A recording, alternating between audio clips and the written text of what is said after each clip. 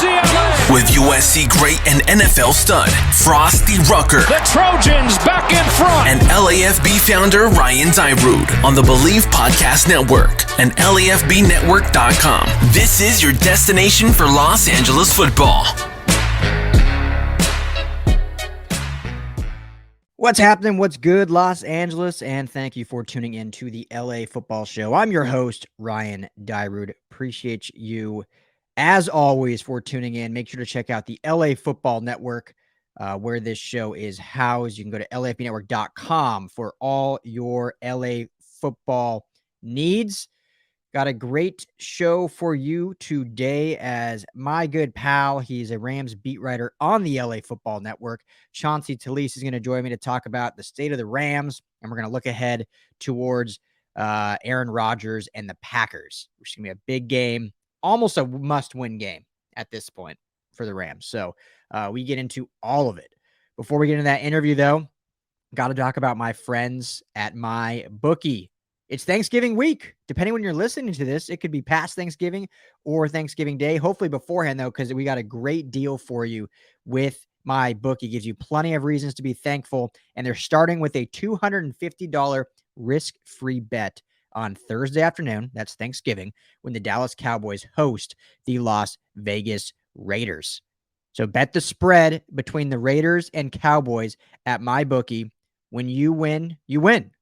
And if you don't, my bookie will refund you up to $250. Simply put, you can't lose this bet. If you put $250 on this bet, you will not lose it. That's no risk, all gravy. Before you get your wager in, set yourself up for success by doubling your first deposit when you use my promo code LAFB at my bookie. That's promo code LAFB to double your initial deposit all the way up to $1,000. You don't need to break the wishbone to be the one to come out ahead. Feast risk-free on Turkey Day with my bookie, and make sure to stick around for seconds as they gear up for what should be a fun Black Friday with tons of odds boosts that will have your belly and your pockets full. Bet anything, anywhere, anytime with my bookie. It's mybookie.ag. So make sure to check that out. That being said, let's jump right into some Rams talk with my buddy Chauncey. What's going on, Rams fans? As I mentioned in the intro, excited for a fun Rams talk with our Rams beat writer, also co-host of LA Podfidential, my good friend, Chauncey Telese. What's up, brother? How you doing, man? Oh my God, Ryan, this is amazing. I can't believe I'm finally allowed into the Illuminati Temple. This is like in Caddyshack when they let the caddies use the pool for 15 minutes a year. Okay, you can get like 20 minutes. We'll do that. Wow. What's this? Is that a Scooby-Doo shirt you're rocking? No, it's Bob's Burgers. Oh, okay. From my angle, there you go. From my angle, it looked like the mystery machine, just from the top that I could see. There you go. Now I see it. Bob's Burgers. Even better. Even better. I love it. So, what's up, man? How you doing? How was the weekend? What did you do during the bye week? We didn't have to cover Rams, so how was the bye weekend for you? Relaxing? It was really nice, stress-free. I mean, even though like online everyone was still making the same stuff, like there was a game, it was very nice not to have to deal with that for a whole week. Yeah, exactly. It gets exhausting, if you will, to combat people and their opinions. What's been we'll get into some articles you've written because you do great work for the LA Football Network, and everyone listening can find Chauncey's writing on LAFBnetwork.com. But what's been your overall take of this Rams team so far? I know you talk about it on your show too, but what's just sitting now at the record they're at, 11 weeks in, what's your overall thoughts on this Rams team? I mean, I find them to be obviously very flawed, but I don't think they're the tire fire that the internet would have you believe. Yeah. Like all the stuff, they can't run. It's like, yeah, but Darrell Henderson is still like 9th in the league in rushing yards, or at least he was before the bye week, but still he's up there. I know the offensive line has had problems. I know like we should have drafted Creed Humphrey. Fine. I get it. That horse is dead. Quit beating it. But Brian Allen hasn't been terrible. He's had a bad 2 weeks, but it hasn't been like, oh my God, he's been a liability every week. The defense isn't as bad as people think either. I know the people wanted Raheem Morris out on the last Metrolink since week 2, but I don't think it's really been that big of a problem as much as people want to make it. I know that sounds very homerism, but it's not as bad as people say it is. No, I agree with you. It's just in reality, it's just not true. The defense is not We'll just stick with that for now. The defense is not like a bottom 5 defense, statistically speaking. I know there's some times in the game, and that's why people's frustration comes when they aren't able to be dominant, if you will, and, throw out the Niner game. The Niner game was just battle around the defense, other than Jalen Ramsey was pretty porous. But throughout the season, the defense has been actually pretty good, top 5 in most statistical categories. So why do you think, being on the fan side, why is there so much hate for Raheem? Is it just because what Brandon Staley did was so great, and so that's the expectation? Or is it people are just kind of blind and not seeing the actual truth? So it's two things. One, yes, they're very upset that Brandon Staley's gone. Like I imagine, like say anything when he's at the boombox outside the house. It's like that with him, and it's also just frustrating because the Chargers are also good, but they haven't been as great as people would have you think, even though they're a good team. But two, it's more of an eye test thing. Like not a whole lot of Donald getting sacks right now, and like they're not getting off the field on third down, which is a problem. That's worse than it was last year. And I just think like some of the big plays too, like the interceptions outside of Ramsey have been down for the most part. They're really missing Sebastian Joseph Day. So like people are able to run the ball more on the Rams more than they were last year. So like the eye test makes it look so much worse than it is. And yeah, some of the matchup problems, like especially against the Niners was bad, like putting David Long on Debo and whatnot. Yeah. Dumb. I agree. Some of the matchups have been dumb, and why isn't Ramsey locking down our best receiver? It's like, that's not the system they want to run. That's not the system they ran last year either, for the most part, like him in that star system. So it just looks worse than it is because like they're on the field more. Yeah. That's a good way to put it. It looks worse than it is, which doesn't tell the whole story. And I think one of the biggest ones was, you mentioned it last week with, David Long being on Debo, and you have Jalen Ramsey, and why not get out of almost your own way and just utilize the best corner in the game correctly, which is something we'll see if they adjust after this bye week and kind of change up as now they play Green Bay with Devontae Adams. Like I would hope after what we saw, I love Ramsey being in the star because he can do so much. But when you have receivers of that caliber, like just have him lock him down, right? Like it shouldn't be that hard, right? Right.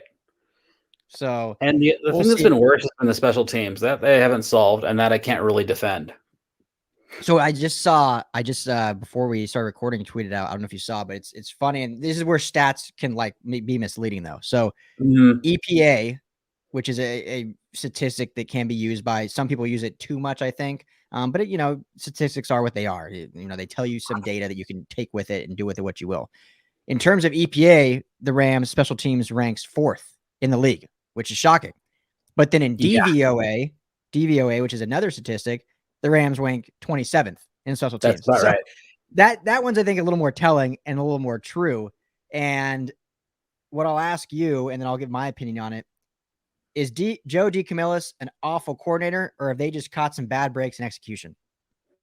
No, because they're down. There's 2 coordinators now since Coach Bones left that they've been bad. So there's something fundamentally wrong there. And I don't know if it's personnel. I don't know if it's just the people that they've hired, but there is something fundamentally wrong. Yeah. It's hard to escape 2 years in a row of this stuff. Like the special teams almost murdered them against the Colts. Like that shouldn't have been close, but it was because they had that really awful, was it the punt? And then like they just had bad coverages. They do give up a lot of bad field position, I mean, I was there for the Detroit game, and I just couldn't believe that they let them do 2 fake punts. Yeah, it just seemed like, okay, what's happening? Like that should not happen. Like they should be more disciplined than that. If you fine, you can get beat once with that. Okay, once happens, but then if they do it again, be prepared, man. Like they just don't seem prepared on special teams. Matt Gay is the one lone thing they have going right, and they don't have a returner. They're still using Cooper Kupp and punts. God knows who they have now for kick return. I don't know. And I don't think they do either.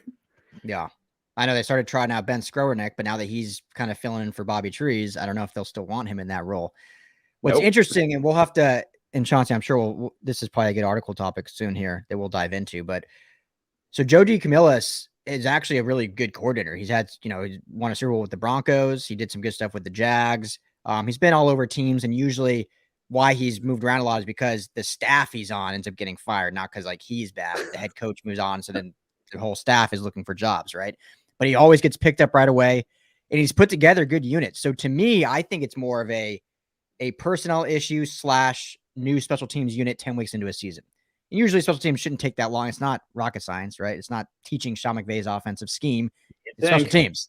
So you would think it would be picked up quicker, but we'll play devil's advocate and say, okay, they're learning a new special team thing. But I think it's got to be that they're going with all these slam dunk trades, which I think we're all for. I know I love the way that Les Snead runs this team, and it's so different and it's fun, and it's kept this team so good for the whole Sean McVay era. They've been great every year.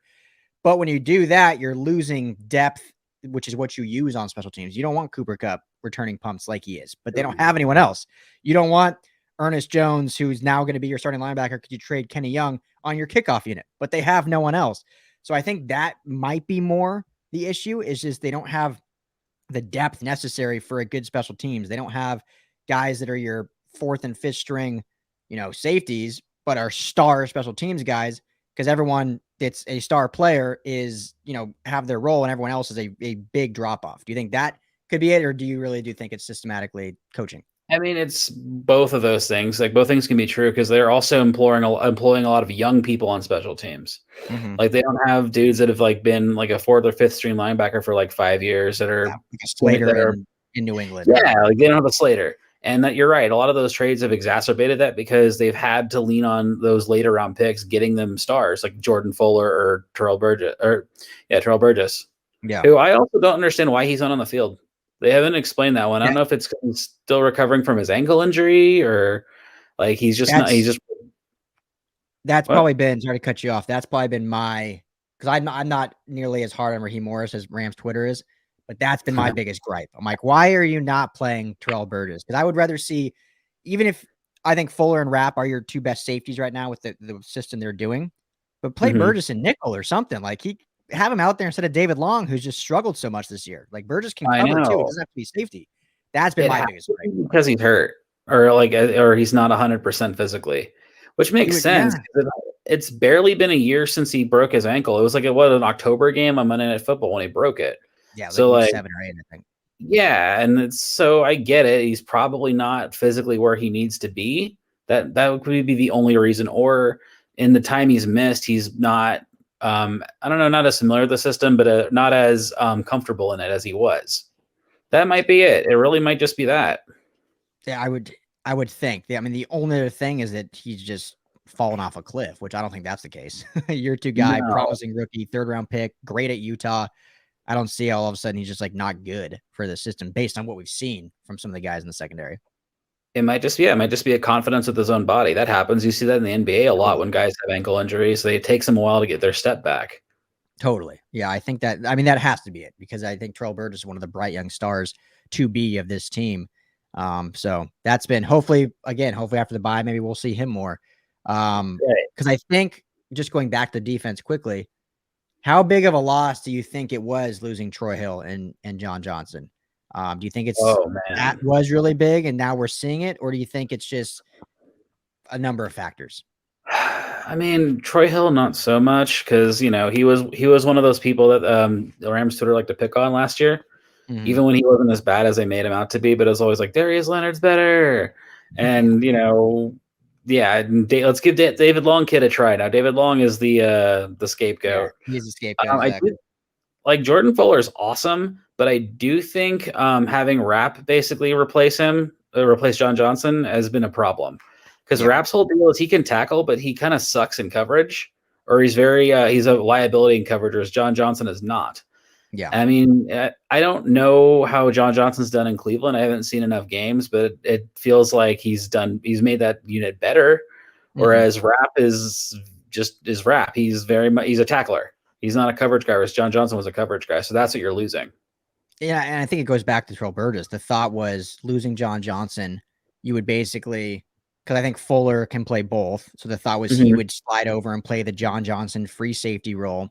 Burgess could kind of play also good in coverage, can play closer to the box as well. And then Rapp is kind of your box safety that you put out there in dime and nickel, that you want to be close to the line of scrimmage. That he's a boomer. He can stop the run. Good tackler. Yeah, he's great in that. But you don't want him back deep worrying about tight ends or stuff of that nature. And so I think the fact that what we were talking about, not seeing Burgess out there, is it injury? Is it he's not as good as we were all hoping. Is it something Raheem Morris doesn't like about him? I don't know, because that I think was not only our thought, but I think that was their plan too. It's like, cool, we drafted 2 safeties, drafted 3 if you go back-to-back years with Rapp and then Fuller and Burgess. Yep. We can let John Johnson walk because we have these 3 guys that can all play the position and interchangeably, but then we haven't seen Burgess. So I think that's why there's been that suffrage there. I agree. And then losing Sebastian Joseph Day has been tough, especially with Morgan Fox also walking. So the run defense has been a little bit worse for Wares, even though Greg Gaines has gotten better. I mean, you've noticed like when he's had to play, he's been in on every play. He has. So he stepped up. What's been your thought on Bobby Brown? I kind of thought he would have a role right off the bat. I love that draft pick, and he's been a scratch most weeks, or if he's not getting much playing time. What do you think about him? It's probably just a practice thing. Like he hasn't had the reps, and that happens with young guys. Because what pick was he? Was he like a 4th or a 5th? Fourth round, I believe. Yeah. Yeah, so it's probably where Greg Gaines was like 2 years ago, where like he's probably like the reps just aren't there yet, and he's still trying to learn the system, trying to learn from Donald, learn from whomever, and he hasn't been good enough to put on the field yet, or at least to be able to trust to put on the field. That's my guess. No, that makes a lot of sense because I think that's a good comparison to Greg Gaines. I think just after when he came out of A&M, I was like, ooh, this is, and I talked to, Coach Henderson, and he was pumped on him. Like, this is a guy that has like a Donald type body. He's not Aaron Donald, but he has that type body. So I hear that and I'm like, all right, let's get this guy in right away. And then we haven't seen him at all, but you got to be fair. It's a 4th round pick, get him in. So yeah, I agree with you. Right. I think that's a fair. And that's the consequence of all the big trades is you're relying on young guys, but they're not always going to be ready. They can't all be, Cooper Kupp, or they can't all be, Jordan Fuller. Sometimes you are going to need to develop guys. They got lucky with Fuller and Burgess and Kupp and so on and so forth, but a lot of times you do need to develop guys for a year or 2. Yeah. I mean, even Sebastian Joseph Day, who now is great, he's in year 4 now? 3 or 4? Like, he wasn't a first year like standout guy. Like he got reps, but yeah, it took some time, and now he's a staple in that defense. And hopefully they'll have him back. It took a minute to develop too, because he was hurt a lot for early in his career, and now he's a reliable rotation guy. And they're getting Hollins back, right? Like in about a week or 2. Like they said mid to late December. Yeah, they said early to mid December. So I think with getting Vaughn back, it might as well just make it mid. Hold him out, make sure he's fully healthy, and then you add him to the rotation with how well he started. Defense is going to get better. Hopefully, Burgess can get in the mix. So I think I don't know the hate on this defense. It's not what it was last year yet, but it's not. It was never going to be. If Staley had stayed. It was never going to be because it was so high that you're going to have a natural regression, especially with guys leaving. I mean, look all the people they lost: Morgan Fox, John Johnson, so on and so forth. Like, and you're having to put in like Robert Rochelle in, who was a 6th round pick, I think. Yeah, I think he was actually 4th, but like a total developmental pick, not expected to start at all. Playing at South Alabama or whatever he was from. Yeah, they've had to rely on him too, and like corners, it's hit or miss. Like not everybody can be Surtain. Yeah, exactly. Yeah, it takes time. So let's jump over the offense, Chauncey. Got to talk about Matthew Stafford because always a contentious conversation on Twitter. I already know your opinion, but let's just get it out there for you to say. Stafford's an upgrade over Jared Goff, correct?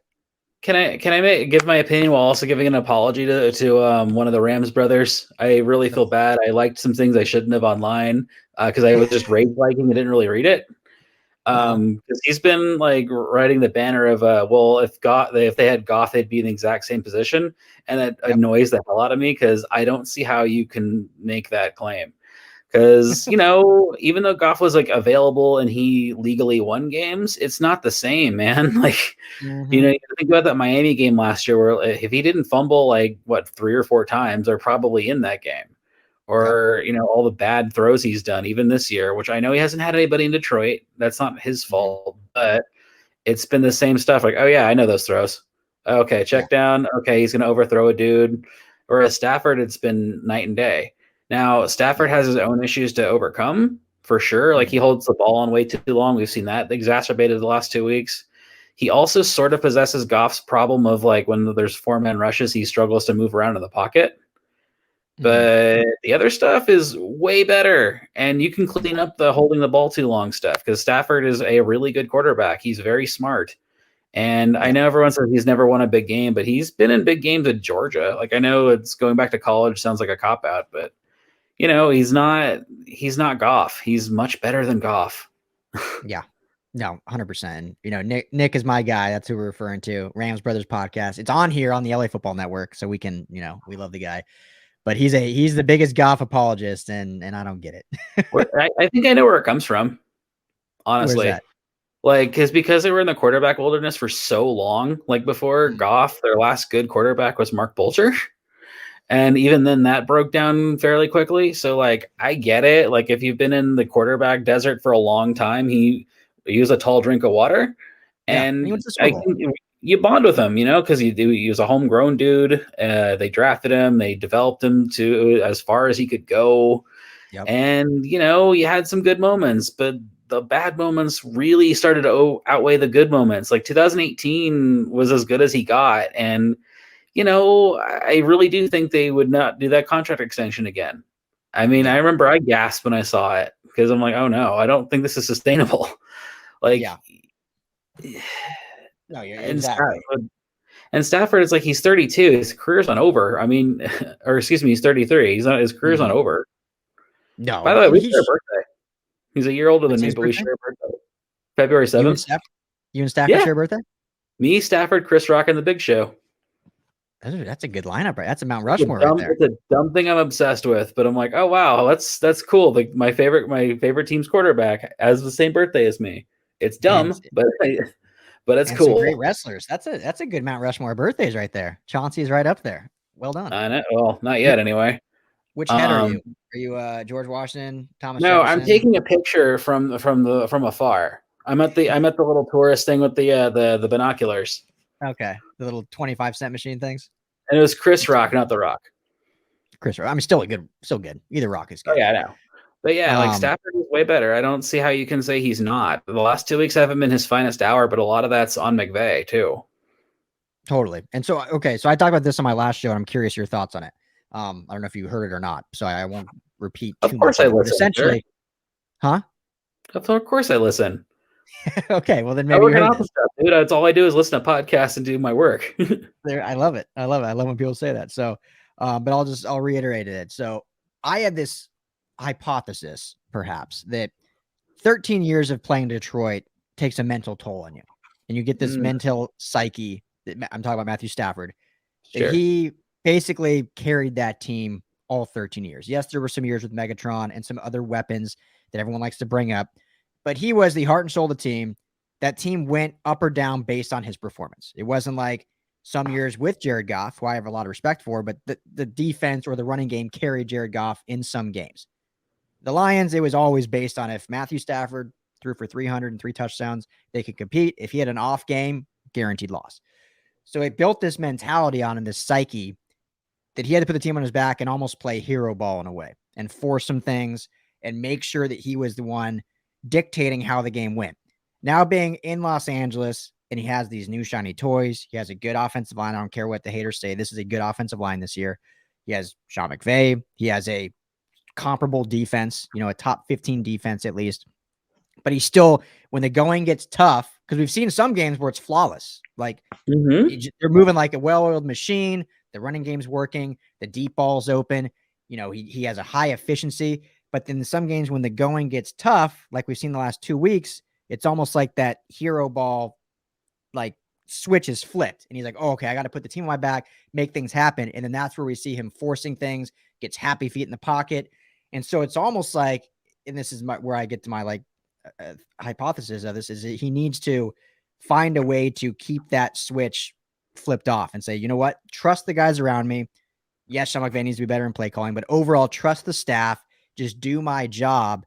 And then they'll be able to climb out of holes a lot better than him just, putting the team on his back. Does that make any sense, or am I just rambling? It makes a ton of sense. And what's further, someone posted this online. I don't know who it was, but someone had the thought that also part of this is a little bit on Deshaun Jackson, because they spent a lot of time building up chemistry between the two of them, because that was supposed to be like the deep threat. And now he's gone, so now he's having to rebuild chemistry with Ben Skowronek.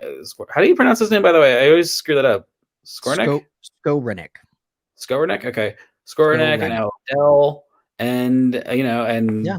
they don't have any other tight ends anymore because Jacob Harris and Johnny Munn are gone, and Munt being gone was a lot bigger deal than people think it is because it also Huge. affected the run game because he was Huge. a really good blocking tight end, Mm-hmm.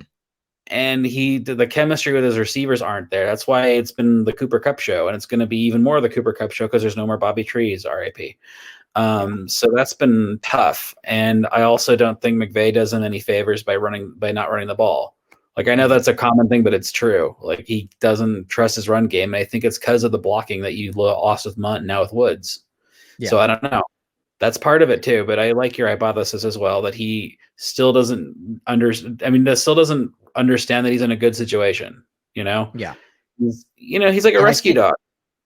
Exactly. And he's, obviously he's smart. He knows he's in a good situation, but still football is such a reactionary sport that reaction of what he did for 13 years just flips on when the going gets tough. Right. And then, McVay himself, I was talking about this too on the last show, is he has his own deficiencies that he's, it's well documented. You wrote about a lot. You wrote your last article, great article, by the way, that, a lot of fanfare people have loved, but his own overcoaching that we call it here on the LA Football Network. Like, he's so great and so smart, but then he tries to get like too cute and not go back to basics, and it gets his own way. So you have that, and then you have the damaged Matthew Stafford. It's like two bad relationships trying to build a new relationship, but they're reverting to their old relationship. So it's like they need to build a new and let this thing take off and sail and go to the Super Bowl, which I think they can still do. McVay is so happy to just have a quarterback who can throw it deep. He's just like, I want to show everything that we can do in this offense now, when it's not the best thing to do, Yeah. It's like getting that new hot girlfriend or something, and you want to just show her off to everybody. It's like, all right, bro, like, go back to just being like cool. Exactly. Like, we don't just care be anymore. happy. Like, I get it, man. Like when Wolford started week 17, it brought Sean McVay back to life because he's like, oh, cool, I can do this now. This is so much more fun. Yeah. And I don't have to like worry about like calling the play like 2 seconds before we have to snap it. No offense to Goff, but that was kind of true. Yeah. Oh yeah. The offense was handcuffed for years. Yeah, the offense is handcuffed for years, and now he doesn't have the restrictor plate on the Red Dragon anymore, so he can let it fly. Yep. So let's we'll look ahead. Green Bay, who lost to the Vikings, still I think one of the top teams in the NFC. Obviously, Aaron Rodgers. Rams coming off a bye, which I think is great for them. The bye came at the perfect time after 2 rough weeks. So what's your outlook on this game, and how do you like the Rams' chances against this Packers team? The Packers are quietly banged up on defense. I know they lost their was it the right tackle yesterday too, but that Rodgers doesn't matter. Not playing. Yeah, Bakhtiari's not playing either. So they're down 2 tackles, and then they have lost a couple of guys on defense. So, they have a chance to go in there and win. I mean, Green Bay they're a good team, but they're not a great team. Like, if they shut down Devontae Adams, they can take that one. Like, Minnesota shouldn't have won that game yesterday. Yeah. I mean, like most of their games, they really shouldn't have won it, but they did. Yeah. Like the Packers are beatable, but so is every team in the league this year. Every team is beatable, even Arizona, although that's a lot tougher because they can win with Colt McCoy of all people. But that's been impressive. I thought they would have been screwed. Like, they lost Watt. I'm like, okay, cool. Now the defense is going to fall off, and they lose Kyler and Hopkins, but they're not. They're good. Yeah, hats off to them because I've been very critical of them. But I've made fun of them all off season because I'm like, oh, cool, we just own Cliff Kingsbury. This is awesome. Yeah. Too bad we can't own Shanahan, but whatever. But I do think they'll beat Green Bay. Although my big fear with that is if they do win, even if it's like by 2 touchdowns or if they win by 1 score, they'll still be complaining online that wasn't the way they should have won. Of course. Like, I'm already bracing for that. Like, they didn't win the way I wanted them to. Yeah. This is a failure. It's like, it's gotten so stupid. No. I almost got to just mute that. It's unreal. But I agree with you. I think especially coming off the bye, especially coming out how they lost the last 2 weeks, I think they're going to come out fired up and play great. Von Miller will be 100%, I think. And, week 3 now in the system. Odell Beckham Jr. will be week 2 now in the system, so he can be much more involved.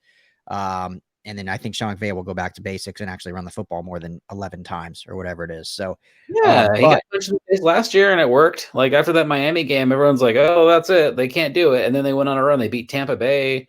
They beat Seattle. They did a whole thing. Like, they went on a whole run and went to the playoffs. Exactly.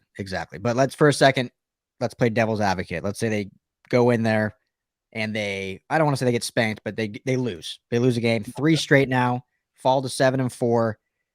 Now, not Rams Twitter, just what we think. Is this now an issue, or is it still early enough? The NFC still wide open enough that, another tough loss, but move on? Or is it like, oh crap, this is actually a bigger deal than what maybe we thought? It would depend on how they lose, but yeah, it would be a bigger deal. I mean, you still have the tiebreaker over Tampa Bay, but you can't count on Dallas losing again. You can't count on the Packers losing again. So you kind of need to make up ground somewhere. Like you can't come out the week after that and look like crap up against Jacksonville, and then you have to beat the Cardinals just to make sure you stay afloat. Yeah, like I would call this. I wouldn't call this a must win, but I would call it a damn near must win, because then you need to prove you can beat the good teams too. Right now, their only big win is against the Buccaneers, which is a big win. Yeah, but if they can beat the Packers too, then it's like, okay, they beat 2 for sure playoff teams. Let's get it. And for sure division winners, because if they're able to catch up to Arizona, which isn't impossible, then you have the tiebreakers over the NFC North and NFC South winners, and then come up May with Dallas. I mean, they'll probably lose again anyway. Like it can happen. Yeah. Dallas will. They'll end up losing. I'm just saying, So if they're able to beat the Packers, then they can kind of regain ground in the seeding. Because honestly, that number 1 seed is going to be very important. Because they get the bye, and then they're at home the rest of the way. Like that bye is really going to, I have a feeling, be beneficial to them. Because then, knock on wood, they can maybe sort of like think about Cam Akers a little bit. I wouldn't want them to, but they're going to think about it if they get that first round bye. Oh, 100%. And if they get him back, and among others, Sebastian Joseph Day, another one who's probably looking like a playoff resurgence potentially. And only for those that don't know, I'm sure everyone knows at this point, but only the number 1 seed gets a bye now. So that number 1 seed is going to be highly sought after to have that extra rest. So exactly. But should be a great game. I'm excited for it. We're going to cover it all week long on the LA Football Network. I'm sure you are going to talk about it a bunch on the next LA Podfidential. So, Chauncey, thanks for jumping on, man. This was fun. Appreciate you. All right. No, thank you for letting me into the temple. I'll be serving drinks with you and Jordan Rodriguez the next meeting. I love it. Make sure, if you guys don't already, follow Chauncey at BigChaunce64 on Twitter. You can find all of his work at LAFBnetwork.com. All right, brother. Appreciate you. Enjoy the rest of your night. We'll talk all week, okay? You as well, man. Bye. Big thanks to Chauncey. Thank you guys for tuning in. Let me know in the comments below or on Twitter at Ryan Dyrud LAFB just what you're feeling with the Rams right now. Are they still a true Super Bowl contender? What are the issues with the defense? What's going on with the offense? Let's chat it all out. Hit me up. We'd love to hear from you. You can hit the main account at LAFB Network. If you're watching on YouTube at LAFB Network, make sure to hit that subscribe button. Certainly helps us out. We certainly do appreciate it. Hope everyone has a great Thanksgiving or had a great Thanksgiving. If you're watching this after the show, got a great weekend of football coming up on the LA Football Network. So we'll talk to you guys all again soon. Peace.